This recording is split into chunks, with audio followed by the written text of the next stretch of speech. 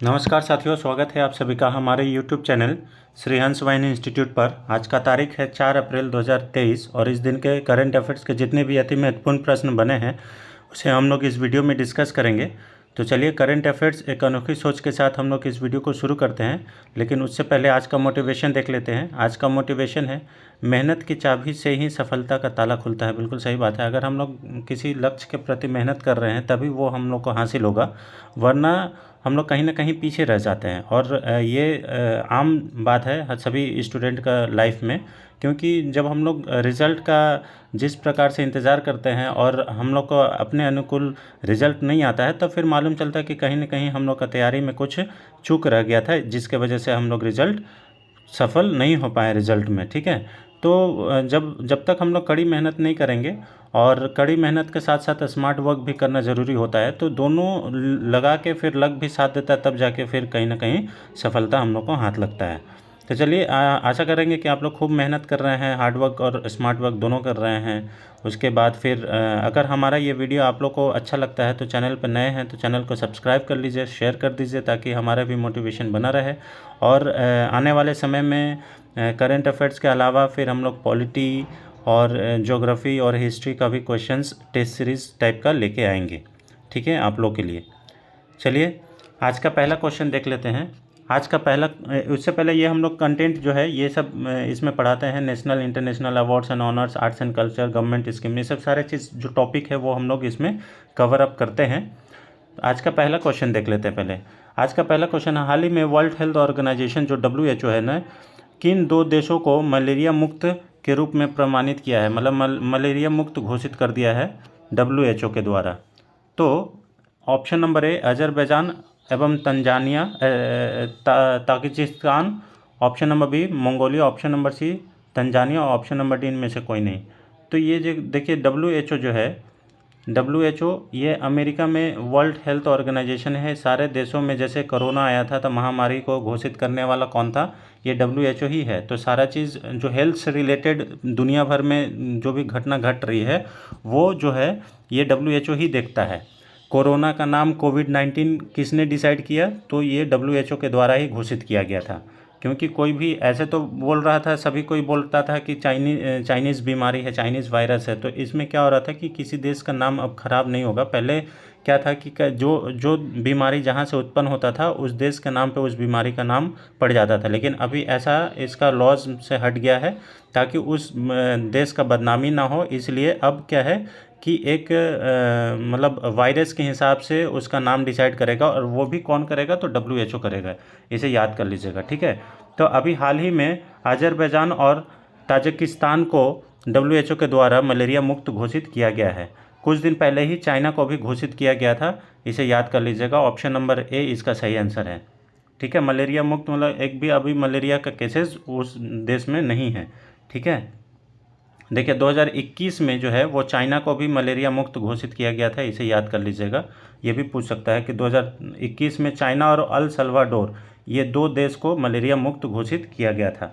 ठीक है, ये बहुत ही अच्छा क्वेश्चन है फ्रेंड्स, इसे याद कर लीजिएगा, बहुत ज़्यादा इंपॉर्टेंट है। ठीक है, देखिए मलेरिया से रिलेटेड जो क्वेश्चन आते हैं वो हम 2 क्वेश्चन यहाँ पे आप लोग के लिए दे दिए। Which of the following statement is are true for malaria?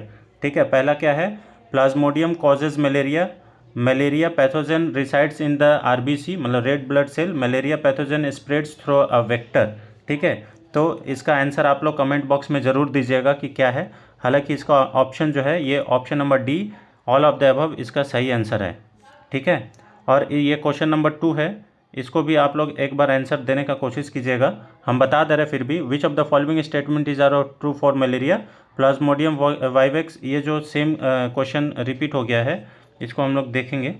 ठीक है, अच्छा, मलेरिया दिवस का बात करें तो ये कब मनाया जाता है? मलेरिया दिवस जो है ये 25 अप्रैल को मनाया जाता है। इसे याद कर लीजिएगा। ठीक है, चाइना ऑफिशियली मलेरिया फ्री जो घोषित हुआ था 2021 का ये बात है।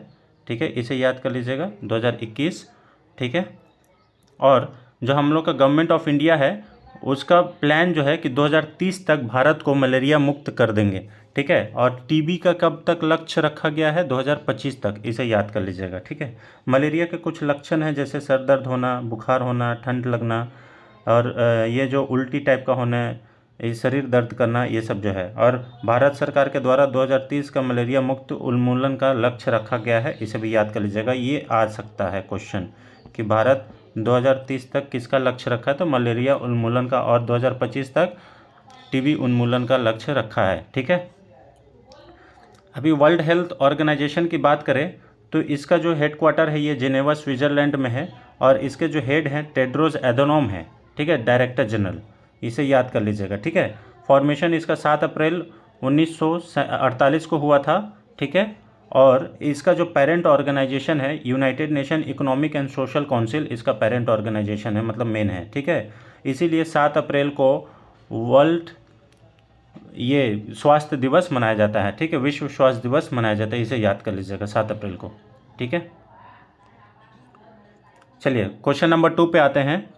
हाल ही में किस पेमेंट बैंक ने अपने ग्राहकों के लिए व्हाट्सएप बैंकिंग प्रारंभ किया है? व्हाट्सएप बैंकिंग जो सर्विस है उसको प्रारंभ किया। Option number A India Post payment bank, option number B Bharatiya state bank, option number C bank of India, option number D Yes bank. तो देखिए IPPB जो है ना, IPPB है ना, इंडिया पोस्ट पेमेंट बैंक, ये इसके द्वारा अभी अपने ग्राहकों के लिए बैंकिंग सेवा व्हाट्सएप के ज़रिए प्रारंभ किया है। और किसके साथ मिलके, तो एयरटेल के साथ मिलके ये सेवा को शुरू किया गया है। इसे याद कर लीजिएगा, बहुत ज़्यादा इम्पोर्टेंट है। ठीक है।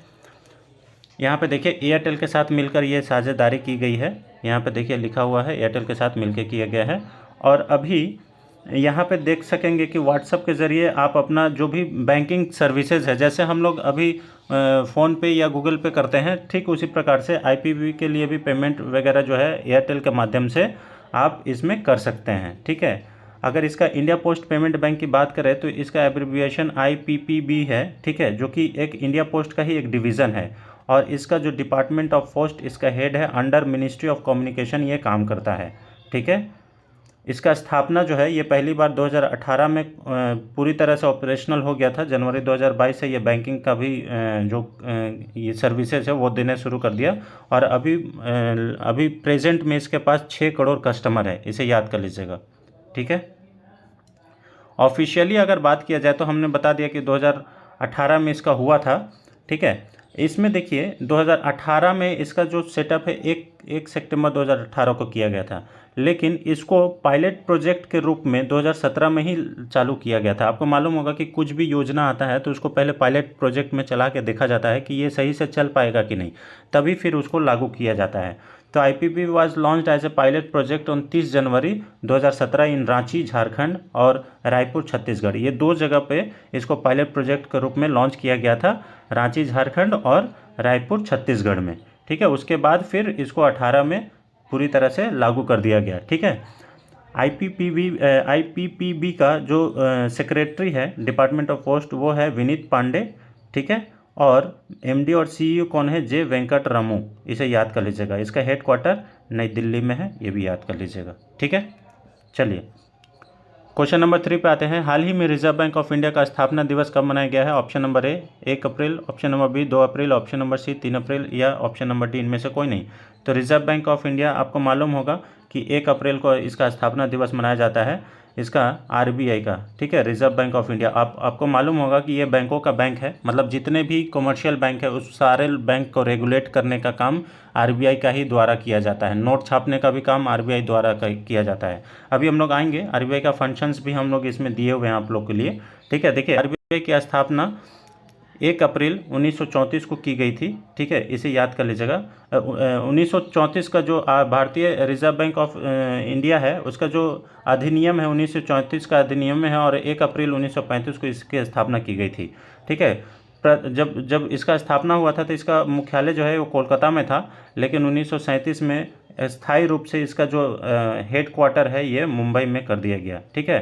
पहले इसका जो पहला बार जब स्थापना हुआ था तो इसका जो मुख्यालय है वो कोलकाता में था, लेकिन अस्थायी रूप से 1937 में ये इसका जो मुख्यालय है वो मुंबई कर दिया गया। ठीक है, पहले बम्बई था, अभी मुंबई हो गया है ना, इसे याद कर लीजिएगा।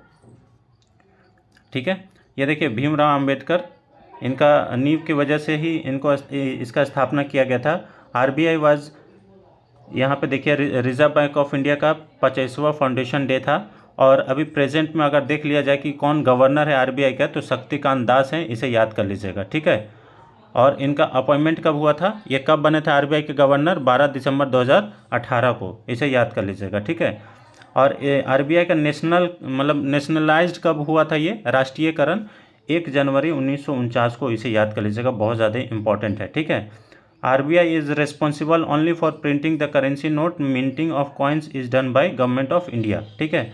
उसके बाद यहाँ पे बहुत सारा चीज़ दिया हुआ है। The first women to become the deputy governor of RBI is K J, और doctor Manmohan Singh is the only prime minister to have also served as the governor of RBI. मतलब डॉक्टर मनमोहन सिंह ही एकमात्र ऐसे प्राइम मिनिस्टर हैं जो कि RBI के governor भी रह चुके हैं, इसे याद कर लीजिएगा, ठीक है। RBI runs a monetary museum in the province of Mumbai headquarters, monetary museum के रूप में भी ये एक चलाता है, इसे याद कर लीजिएगा। अब देखिए आते हैं हम लोग इसका आरबीआई का फंक्शन पे, ये क्या क्या काम करता है। जैसे करेंसी इशू करता है, नोट इशू करता है, ठीक है, डेवलपमेंट का काम करता है, बैंकर्स टू गवर्नर, गवर्नमेंट के लिए भी बैंकर का रूप में काम करता है, और बैंकर टू बैंक, मतलब जितना भी बैंक है, commercial bank, non schedule bank, schedule bank, सबको ये रेगुलेट करता है। Role of RBI in inflation control, ये महंगाई को कंट्रोल करने में बहुत बड़ा रोल निभाता है, ठीक है। उसके बाद मैनेजर ऑफ फॉरेन रिजर्व, ठीक है, मैनेजमेंट जो फॉरेन रिजर्व हम लोग का आता है, ठीक है, वो सारे चीज़ मैनेज कौन करता है, आरबीआई ही करता है। Clearing house function, regulation of banking system, ये सब सारा चीज़ का काम किसका है, आरबीआई का है, इसे याद कर लीजिएगा, ठीक है। देखिए to regulate the issue of bank note, कितना बैंक नोट इशू हो रहा है नहीं हो रहा, सारा चीज़ रेगुलेट करता है।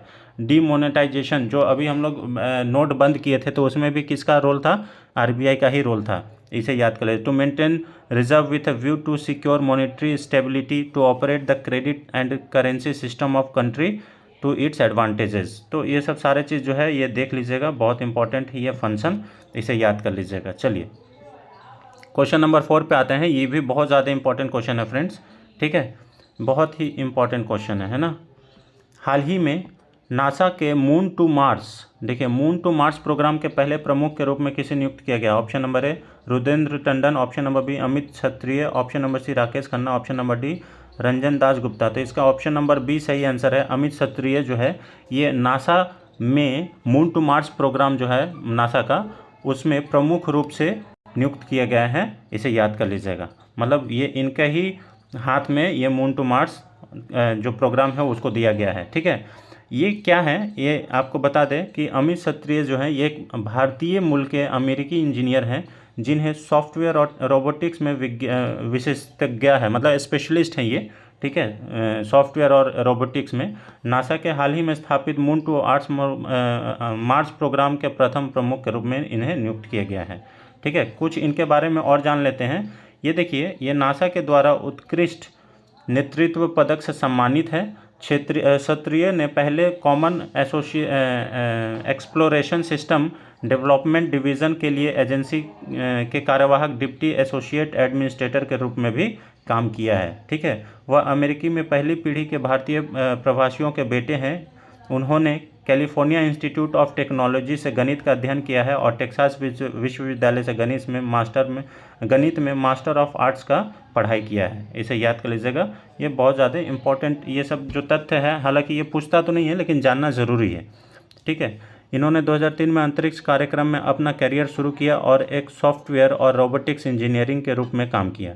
इन्होंने अंतरिक्ष यान ऑपरेटर के रूप में भी काम किया है और अंतरिक्ष स्टेशन के रोबोटिक्स विशेषज्ञों को इकट्ठा किया, ठीक है। तो मतलब ये जो है सफल एक जो बोलते हैं कि कुशल नेतृत्व वाला व्यक्ति को नासा अपॉइंट करता है, तो इनमें वो सारे गुण हैं जिसके वजह से इनको अपॉइंटमेंट ये मिला है। बहुत ही महत्वपूर्ण पद है। अगर किसी प्रोग्राम को, वो भी दुनिया का सबसे ताकतवर देश का सैटेलाइट या फिर ये अंतरिक्ष का जो प्रोग्राम है उसको लीड करना, ये अपने आप में बहुत बड़ी बात होता है, ठीक है। तो ये सब सारे पॉइंट्स जो है इनके बारे में दिया हुआ है, आप एक बार इसको देख के पढ़ लीजिएगा, ठीक है। अब हम लोग देखिए मून टू अर्थ मास के बारे में कुछ जानते हैं, ठीक है।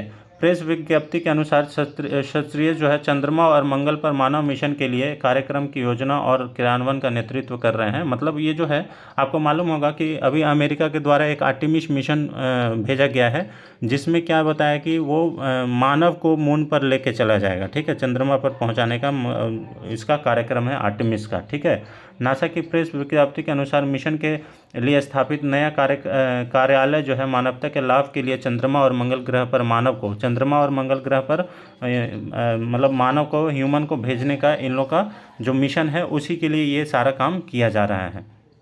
नासा का प्रशासक बिल नेल्सन ने कहा है कि यह कार्यालय यह सुनिश्चित करने में मदद करेगा कि नासा लाल ग्रह पर मानवता की अगली विशाल छलांग की तैयारी के लिए आवश्यक दीर्घकालिक चंद्र उपस्थिति में सफलतापूर्वक स्थापित करेगा।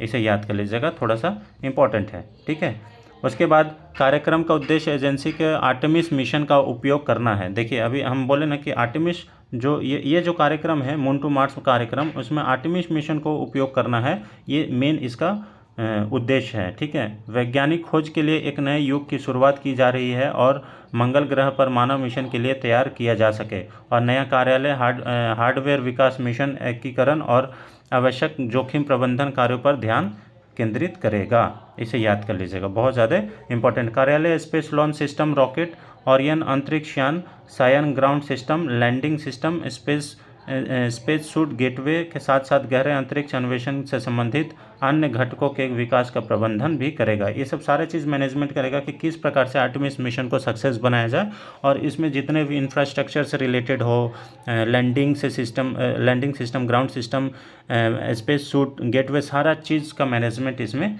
किया जाएगा। ठीक है, बहुत ज़्यादा इंपॉर्टेंट था। ठीक है, अब देखिए रिलीज़ में ये भी कहा गया था कि कार्यालय मंगल मिशन का समर्थन करने के लिए दीर्घकालिक विकास की योजना और विश्लेषण का भी नेतृत्व करेगा। तो जितना भी है वो मंगल ग्रह से रिलेटेड है तो ये सब चीज़ देख लीजिएगा। इसका स्थापना अगर देखा जाए नासा की तो 29 जुलाई 1958 को किया गया था, और इसका मुख्यालय जो है ये वाशिंगटन डीसी में है। ठीक है, डिस्ट्रिक्ट ऑफ कैलिफोर्निया, इसे याद कर लीजिएगा, डीसी का फुल फॉर्म होता है। ठीक है, ये देखिए यही है नासा के आपके अमित क्षत्रिय, इसे याद कर लीजिएगा, explore moon to Mars mission. और नासा का अगर फुल फॉर्म आपसे पूछ लिया जाए तो National Aeronautics and Space Administration होता है इसका फुल फॉर्म, इसे याद कर लीजिएगा। क्वेश्चन नंबर 5 पे आते हैं। हाल ही में तुर्की की मंजूरी के बाद कौन सा देश नाटो का 31वां सदस्य बन गया है? बहुत ज़्यादा इंपॉर्टेंट है फ्रेंड्स। आपको मालूम होगा कि यूक्रेन पर इसी नाटो की वजह से ही हमला हुआ है, क्योंकि यूक्रेन इसी नाटो देश में शामिल होने का इच्छा जताया था, जो कि रसिया को बहुत ही बुरा लगा था, और रसिया ने अपना सैन्य कार्यवाही यूक्रेन पर कर दिया। ठीक है, तो अभी हाल ही में ये किसके द्वारा किया गया है? तो ये अभी फिनलैंड के द्वारा किया गया है कि हम इसमें नाटो में ज्वाइन हो रहे हैं, और हो भी गया है। ठीक है, क्योंकि ये तुर्की उसको मंजूरी दिया है और 31वां देश बन गया है, इसे याद कर लीजिएगा। ठीक है, ये फिनलैंड जो है ये पहले नाटो में कितना देश था? पहले 30 था, लेकिन अब एक और हो गया जिसको हम लोग बोल रहे हैं फिनलैंड, जो कि 31वां देश सदस्य बना है, इसे याद कर लीजिएगा। अब नाटो है क्या? तो नाटो का फुल फॉर्म होता है नॉर्थ अटलांटिक ट्रीटी ऑर्गेनाइजेशन। इसमें देखिए नॉर्थ अटलांटिक ट्रीटी ऑर्गेनाइजेशन में क्या है कि एक साथ आपको सिक्योरिटी से रिलेटेड ये लोग एक साथ आपसे मदद करेंगे। जैसे मान लीजिए अगर कोई भी देश आप पे हमला करता है तो ये लोग 30 के 30 देश मिल के एक साथ आपके साथ खड़ा होकर लड़ेगा।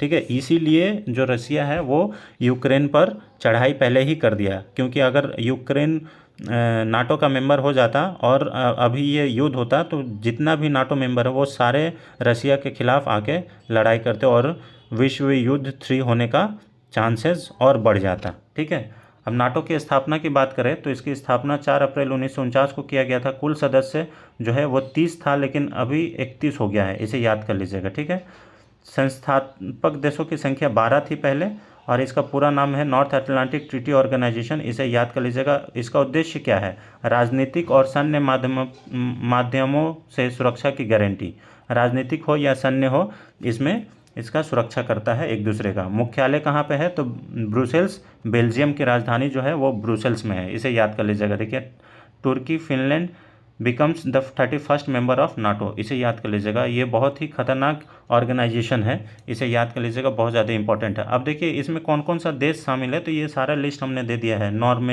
नॉर्वे, डेनमार्क, ठीक है, Estonia, Iceland, Latvia, Lithuania, Poland, चेक रिपब्लिक, स्लोवाकिया, हंगरी, रोमानिया, ठीक है, Turkey, Bulgaria, Greece, Albania, Italy, UK, Belgium, Netherland, Germany, Luxembourg, France, Portugal, Spain, Montenegro, Albania, North Macedonia, Croatia, USA, Canada, ये सब सारा चीज़ जो है ये नाटो मेंबर है, इसे याद कर लीजिएगा। तो जब आप सोचिए कि इतने लोग जब एक साथ मिल के मारेंगे किसी एक देश को तो उसका क्या हाल होगा, है ना।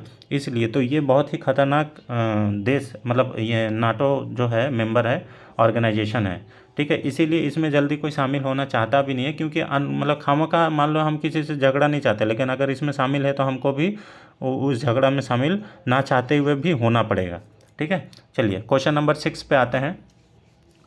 हाल ही में crime criminal tracking network and system के क्रियान्वयन में किस राज्य की पुलिस प्रथम स्थान पर है? Option number A Haryana, option number B Uttar Pradesh, option number C Delhi, option number D Paschim Bengal.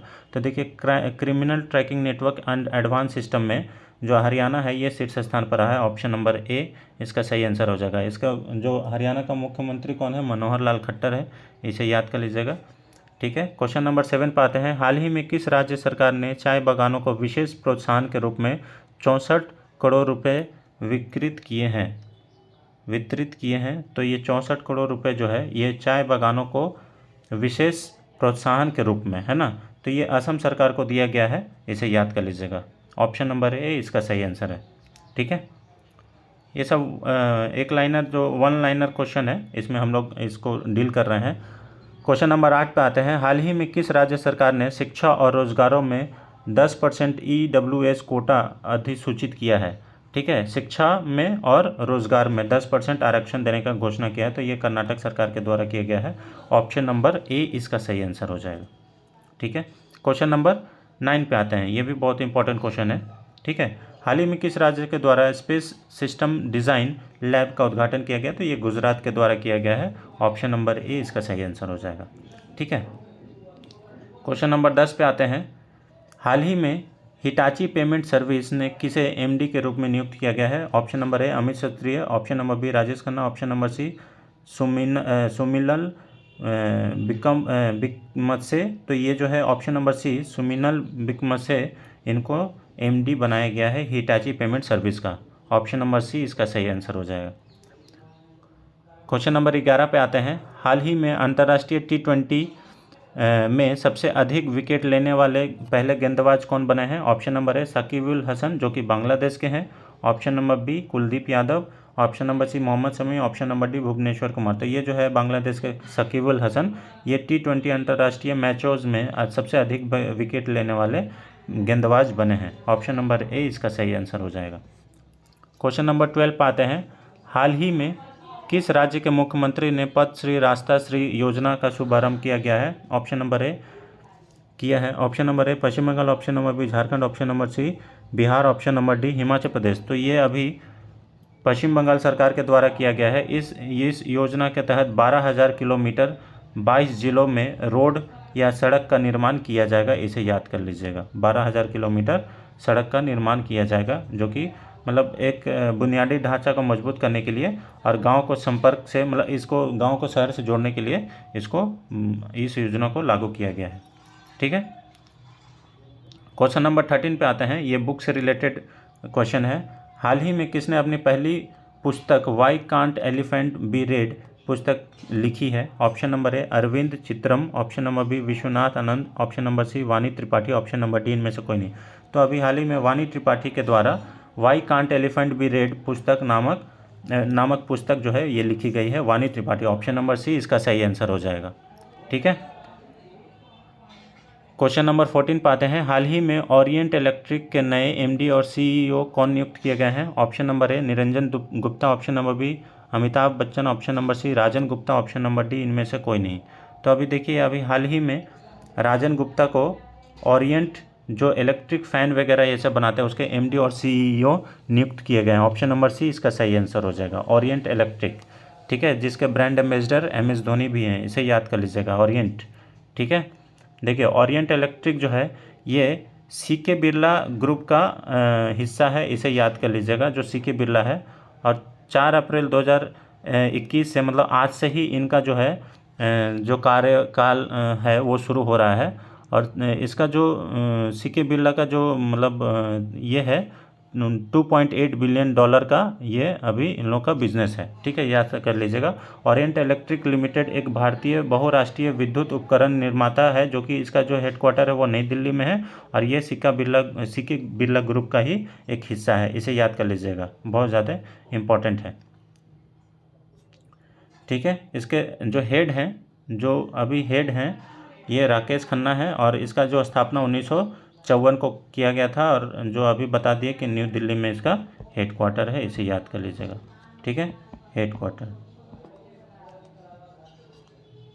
Question number 15 पे आते हैं, आज का लास्ट क्वेश्चन फ्रेंड्स। हाल ही में ग्रीस में भारत के अगले राजदूत कौन नियुक्त किए गए हैं? Option number A Rudrendra Tandon, option number B Ranjan Das Gupta, option number C Rakesh Khanna, option number D Ranjan Das Gupta. तो इसका जो सही आंसर है वो है option number A Rudrendra Tandon, जो कि ग्रीस में भारत के अगले राजदूत नियुक्त किए गए हैं, इसे याद कर लीजिएगा, रुद्रेंद्र टंडन, ऑप्शन नंबर ए इसका सही आंसर है। ठीक है, चलिए, तो ये रहा फ्रेंड्स आज का 15 अति महत्वपूर्ण प्रश्न, जो कि आपको अच्छा लगा होगा और हेल्पफुल लगा होगा। अगर आपको हमारा यह प्रयास अच्छा लग रहा है तो आप हमारा सपोर्ट कीजिए, हम ज़रूर इस चैनल पे आपके लिए कुछ न कुछ हमेशा बढ़िया करते रहेंगे। ठीक है, तो चैनल को ज़रूर शेयर करें अपने फ्रेंड्स के साथ, अपने जितने भी सोशल मीडिया प्लेटफॉर्म्स है। ठीक है, अगर हेल्प करेंगे तो हम आप लोग के लिए और भी बढ़िया बढ़िया कंटेंट और उसके अलावा अदर सब्जेक्ट्स का भी टॉपिक उठा के लेके आएंगे, जो कि आपको आने वाले सभी प्रतियोगी परीक्षाओं में मदद होगा। ठीक है, तो चलिए, thanks for watching, thank you so much, keep watching and keep liking the videos. और हाँ, जो भी क्वेश्चन है वो उसको ज़रूर आप लोग कमेंट बॉक्स में ज़रूर टाइप करें, ताकि हम भी देखें आप लोग का क्या क्वेश्चन है और उसको कैसे सॉर्ट आउट किया जा सकता है। ठीक है, thank you so much, thank you, आपका दिन शुभ हो, जय हिंद।